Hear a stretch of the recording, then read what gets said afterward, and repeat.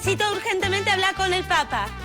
Papa, míreme, Dio, presente ahora mismo aquí, en España. Pues estaba estudiando en Málaga y me cogí un tren que además como de Málaga a Barcelona, o sea, Málaga a Salou. Benvinguts. Y hicimos unas pruebas sin ningún sentido porque yo estaba empezando a estudiar arte dramático, ¿no? Lo he hecho porque yo quería también, ¿eh? También lo tengo que reconocer. Y me cogieron, entonces me pasé como un verano haciendo...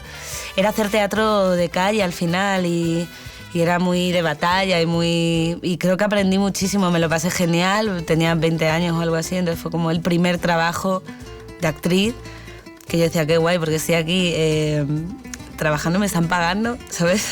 y estoy aprendiendo mucho porque era, pues, eso de interactuar con la gente, improvisar, con grupos de niños adolescentes que igual te insultaban o igual.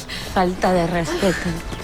Entonces era un poco campo de batalla, pero fue muy divertido, muy divertido.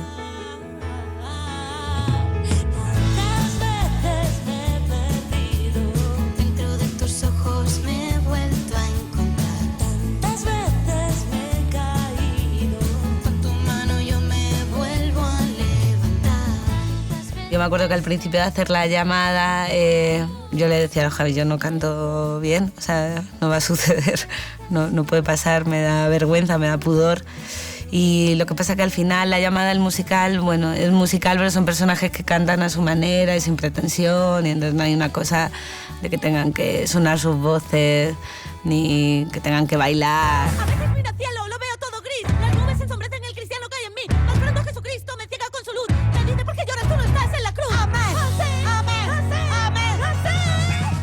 Y en la película con el productor musical de la peli, que era como... que no estás entonando, y yo decía, ¿cómo no? Sí, yo me escucho y creo que lo estoy haciendo fenomenal, y se ve que no. Bueno, ¿y el productor qué producía? El productor... Producía música, amiga. Pero luego daba mucha risa porque en